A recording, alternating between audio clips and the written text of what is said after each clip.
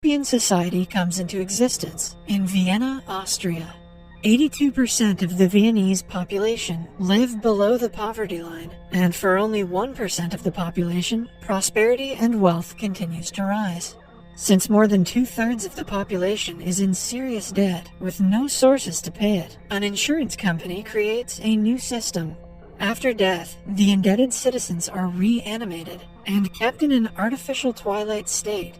Their lifeless body is used for several purposes as a compensation of the debt they had collected throughout their life. The dead body's mental and physical resources are used for purposes like storing spare human body parts or using their brains to store information.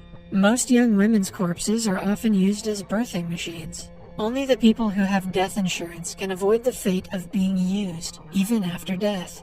However, the insurance is so expensive that only a few wealthy people can afford it. The protagonist of the movie is a man named Vincent Bowman. He is an insurance agent at the Death Insurance Field Sales. Vincent is one of the wealthy people who convinces the other wealthy ones to get death insurance from their company. In the beginning of the movie, he drives to work for an important meeting with a potential client. Somewhere else in the city, an old woman dies, but her family doesn't want to hand her body to the debt collectors.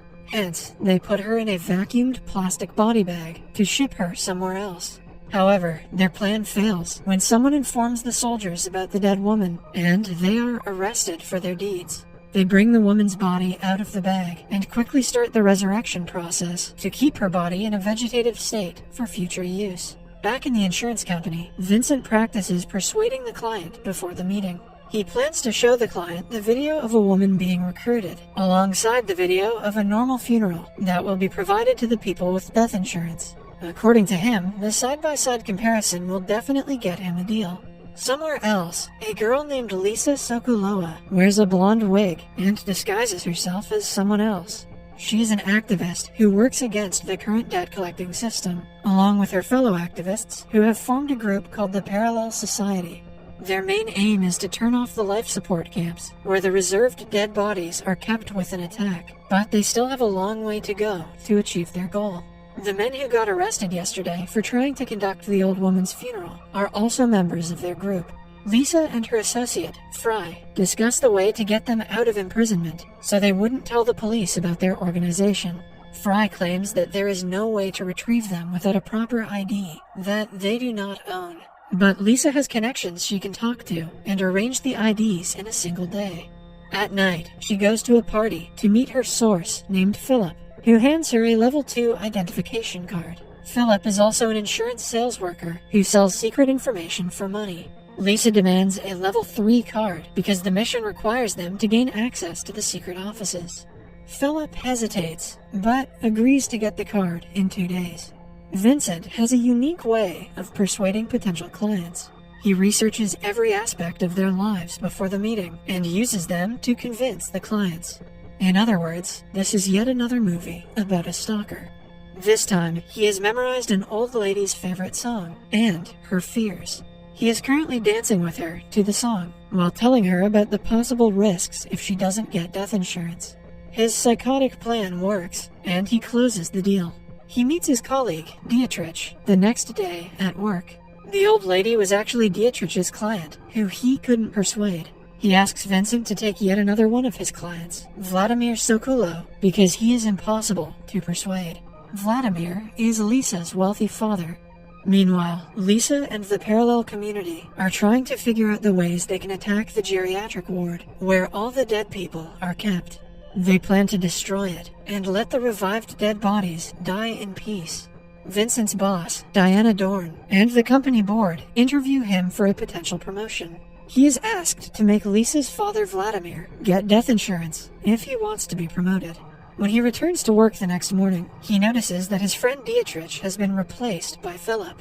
Since Dietrich couldn't make most sales, it doesn't surprise Vincent. At the club, Lisa and Fry wait for Philip to arrive with the identification cards, but he never does. She goes to check in his house, but it turns out that after Philip was promoted, his old apartment went to Dietrich and his wife. Lisa and Fry believe that Philip might have sold them out to the insurance company. Lisa is relieved because she hadn't told Philip about their plan to attack the geriatric ward. She sees Dietrich leaving his house and follows him to the market. He goes to the insurance company office and transfers his death insurance to his unborn child. Following that, he walks to a bridge and commits suicide. He has been troubled by the demotion at work and couldn't handle the pressure anymore. Lisa is beyond surprised at what she witnessed. After his death, Lisa's father's case is transferred to Vincent. Since he is a very important client, if Vincent is unsuccessful in making the deal, he will be demoted to a mere field representative. Vincent takes on the challenge and gathers all the information about Vladimir. Naturally, he also has to learn about Lisa to approach her father with a good deal. He goes to meet Vladimir according to their appointment and happens to bump into Lisa on the way. The two share a brief conversation before she leaves. Vincent knows that he has to go out of his way to persuade Vladimir. He has found out that Vladimir transferred his insurance to Lisa, which she doesn't know about, and because she is so against death insurance, she will surely give it to someone else if she finds out. Vincent blackmails Vladimir using this information, but the man doesn't budge. Because of this, Vincent loses his current position in his job. Diana appoints him as a field representative, with his main aim to catch the activists who are speaking out against the insurance company. She also puts him on Lisa so that he can persuade her father to take out a death insurance policy. Vincent's current apartment is taken away, and he has to move to the satellite and container districts that surround Vienna. His new room is tiny and dusty, something he is not used to. After researching Lisa's life, he finds out she sings in a pub and goes to see her. They chat briefly, after which Lisa returns to the changing room. To her surprise, one of her friends who has been arrested, Chris, has escaped and returned to them. He is heavily injured and won't survive without proper medical assistance. The following day, Vincent again returns to the club, claiming that he wants to hear her sing again. Fry says that Vincent is their only chance to get a level 3 identification, so Lisa will have to befriend him to acquire it. Later, Lisa follows him to his apartment. She rents a room with a clear view of his window and spies on him. While she is at it, she calls him and asks to go out on a date. Vincent is suspicious of the sudden proposal, but since he has to use her to get to her father, he agrees to go. To manipulate her, he reveals that her father has transferred his insurance to her. The following day, Lisa meets Chris, who is on the verge of death. He begs her to not let him go to the geriatric ward. Lisa quickly rushes to the insurance company and transfers her insurance to Chris. He dies shortly after, but the police leave him because of the insurance.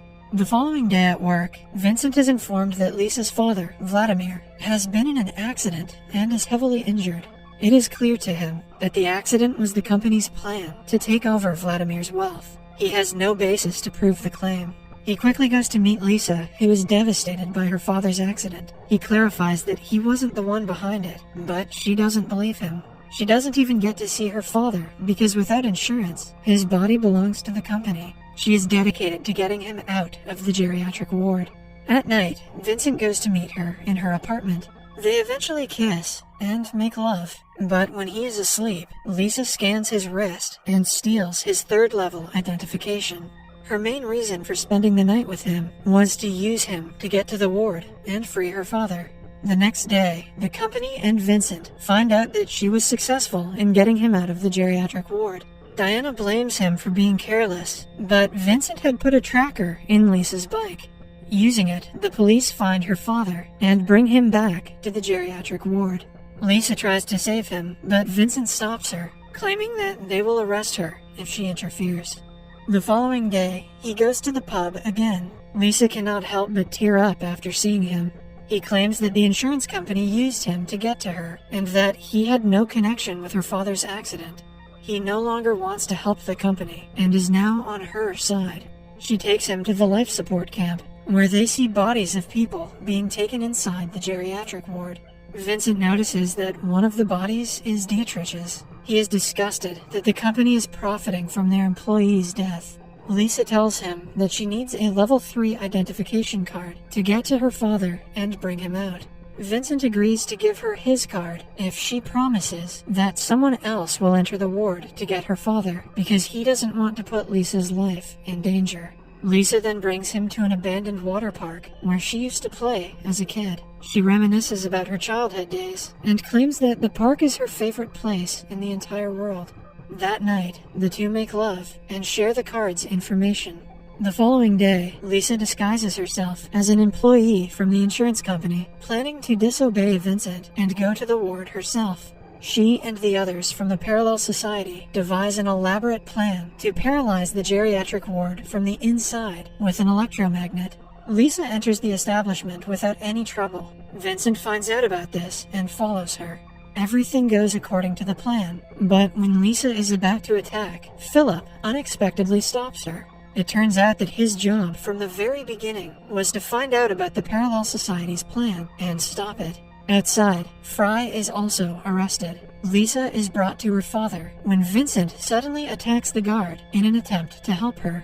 However, before she can escape, she is shot by Phillips. She limps towards a shocked Vincent and passes away before his eyes. Phillips raises his gun to shoot him as well, but stops.